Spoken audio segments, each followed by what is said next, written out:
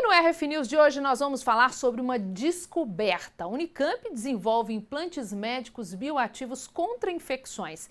A tecnologia na área de biomedicina, protegida com o apoio da Inova Unicamp, propõe um novo processo de revestimento para implantes médicos à base de titânio.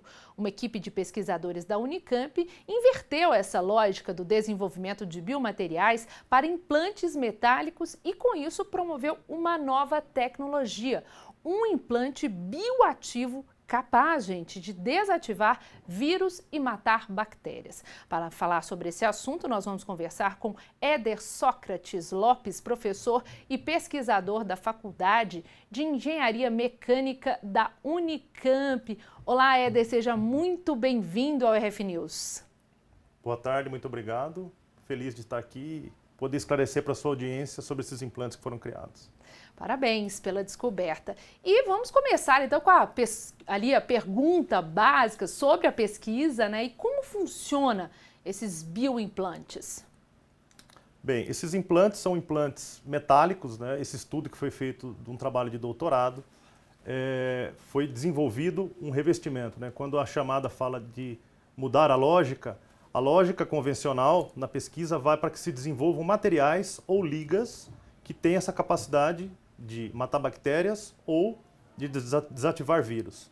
Nesse caso, você teria que mudar a indústria toda para mudar a matéria-prima, para a partir dessa matéria-prima fabricar esses implantes metálicos. No nosso caso, nós desenvolvemos um processo, uma técnica, onde nós conseguimos revestir esses implantes, o que seriam implantes já fabricados tradicionalmente, pelas ligas e materiais já disponíveis no mercado, e a partir disso, incorporando uma etapa no processo de fabricação, a gente consegue ter esse efeito, né? No caso, nós estudamos ligas de titânio, mas isso se estende a outros materiais, por exemplo, como os ácidos inoxidáveis.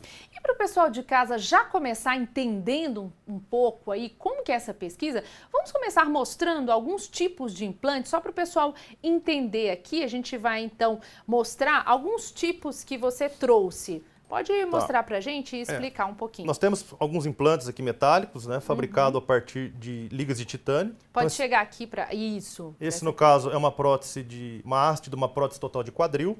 Tá? Então, essa parte metálica, ela fica em contato com o osso, né? E essa é uma prótese que se espera que seja permanente. Então, qual que é a ideia? Por ela ser permanente, espera que ela tenha uma aderência no osso. Tá? E na instalação, pode ocorrer que, por uma formação de um biofilme, ocorra uma colonização de bactérias e essa prótese acabe por soltar. Caso isso ocorra, será necessário fazer a substituição dessa prótese. Então, um novo processo cirúrgico, né, um novo pós-operatório e todo o processo passa a ser repetido. Tá?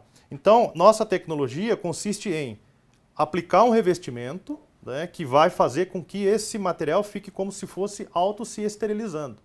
Né? Isso não exime ele da etapa de esterilização, que é uma etapa comum nos centros cirúrgicos dos hospitais. Mas é uma proteção a mais, principalmente quando ele está dentro do corpo.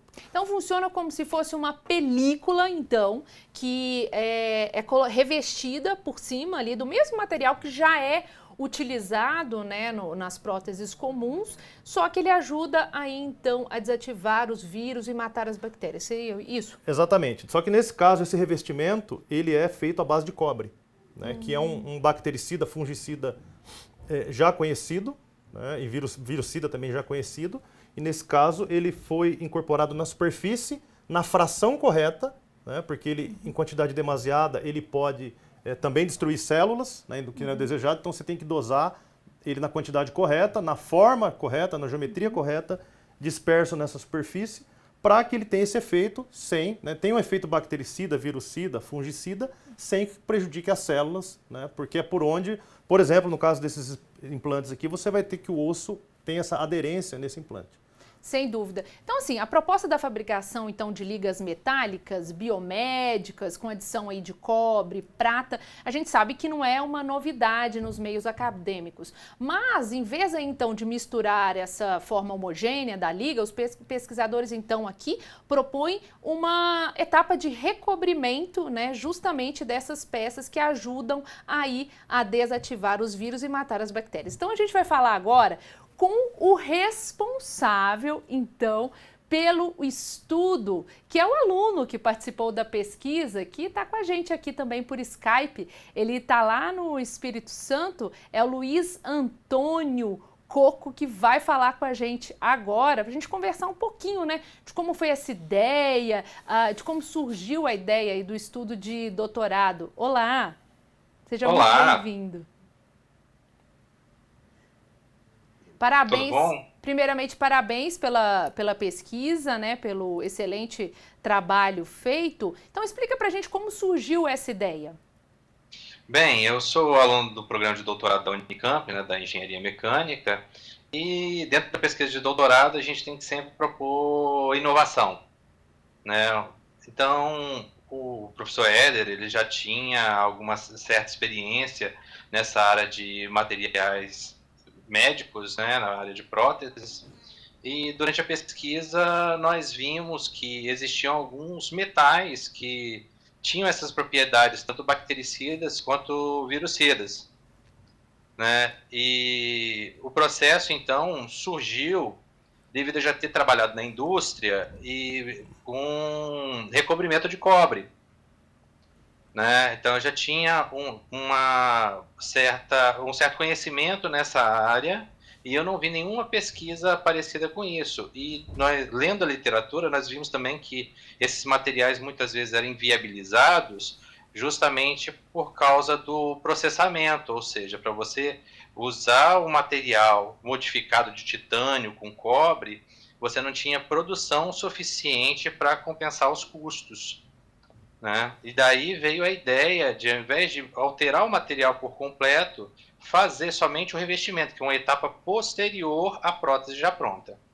E qual que foi, os primeiros testes foram feitos como em laboratório para você chegar a esse revestimento?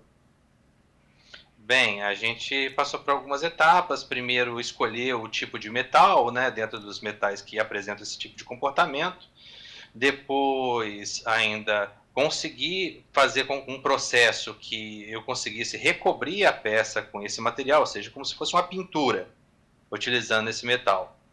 E depois uma maneira de tratá-lo de forma que esse material ele fosse aderido permanentemente na prótese, sem risco dele soltar, descascar, né? E ainda o ajuste da composição química para fazer com que ele afete vírus e bactérias, mas mantenha a integridade das células. Sim, o professor, então, quando ele chegou com essa ideia, né, você acreditava que ele conseguiria mesmo chegar aí a uma proposta final? Sim, sim. Como o Luiz disse, né, nós já temos uma experiência na área de implantes e de fabricação de implantes. E essa era uma área, e essa pesquisa surgiu necessariamente antes da pandemia. Depois veio todo o desenvolvimento em cima do cobre, né, que veio mostrar de fato que a gente estava na direção certa. Hoje, né, essa pesquisa também se estende não só para os implantes, mas para qualquer superfície metálica. Então a gente pode ter isso, por exemplo, num alicate de unha, num salão de cabeleireiro, nós podemos ter isso numa tesoura de cabeleireiro, nós podemos ter isso em lâminas de barbear, enfim, em qualquer superfície onde você tem ali a possibilidade de ter acúmulo de colonização de bactéria e vírus, né, é possível tá aplicando essa superfície. E nesse caso, né, nós acreditamos sim, e a pandemia veio mostrar que nós estávamos de fato na direção correta. Sem dúvida, a gente sabe que o corpo humano ele tem uma tolerância alta ao cobre, mas em grandes concentrações esse metal aí pode matar as células saudáveis. Essa é uma das propostas também do estudo? Sim, sim, nós controlamos. Esse foi um desafio que o aluno comentou, que foi como garantir, né, porque ele faz um recobrimento, e o recobrimento é 100% de cobre, tá? E a etapa posterior, que aí é o objeto da patente que foi requerida, é como controlar esse cobre para que ele fique na condição ideal, como eu disse, na fração volumétrica e na forma necessária para que seja virucida, bactericida, mas que não afete o desenvolvimento das células.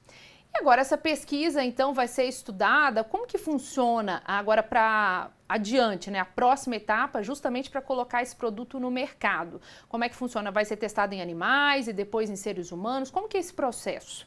Sim, nós temos já a base para o estudo em animais, né? Nós já estamos conduzindo isso via universidade.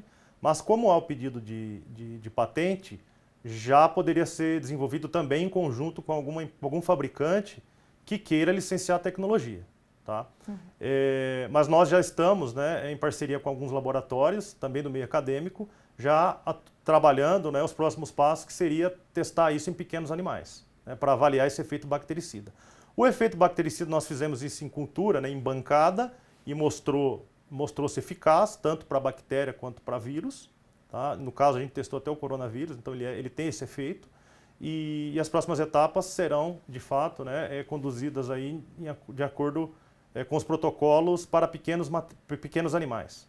Agora, você disse aqui sobre uma questão que eu achei bem importante. Quando é feito um implante, né, esse implante, ele tem que ter o osso tem que estar ali uma excelente qualidade, vamos falar assim, né, sem falar em termos científicos. E esse tipo de revestimento também ajuda nesse sentido?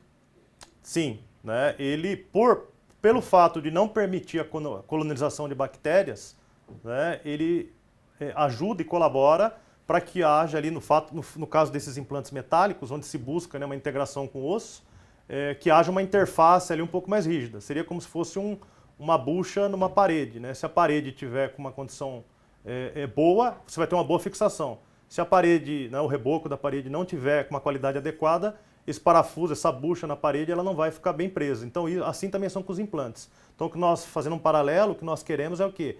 É que o osso seja preservada a qualidade dele para que haja essa boa aderência entre o implante e o osso. Luiz, você conseguiu, assim, bons resultados já de cara ou demorou muito tempo para você falar, não, realmente esse é um trabalho de doutorado que vai funcionar? Como que foi? Porque é muito interessante a gente falar um pouco desse bastidor da pesquisa também, né? Porque quando a gente vê que uma hipótese funciona, a gente fica também naquela dúvida, né?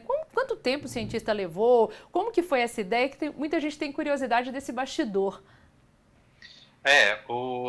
Já tem mais ou menos uns 3 a 4 anos que eu estou trabalhando nessa área já, né? Então, os primeiros estudos foram bem preliminares, com bastante revisão bibliográfica do que já existe, para a gente apontar um caminho que fosse viável, né? Mas o ajuste fino é que é o problema, né? Essa é que é a parte mais trabalhosa, que é muitas vezes tentativa e erro, né? A gente até brinca no laboratório que se fosse tentativa e acerto, pesquisa ia ser fácil. Mas a gente errou muito, tá?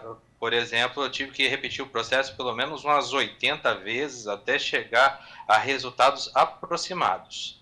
Olha, né? só. E ainda, a partir disso, fazer o refinamento. Para a gente terminar, então, qual que foi o principal obstáculo na sua pesquisa? Nós fizemos essa pesquisa justamente no período da pandemia, né? Então, eu consegui um afastamento da minha instituição de ensino aqui onde eu trabalho, que é o Instituto Federal do Espírito Santo, e justamente na fase mais crítica da pandemia.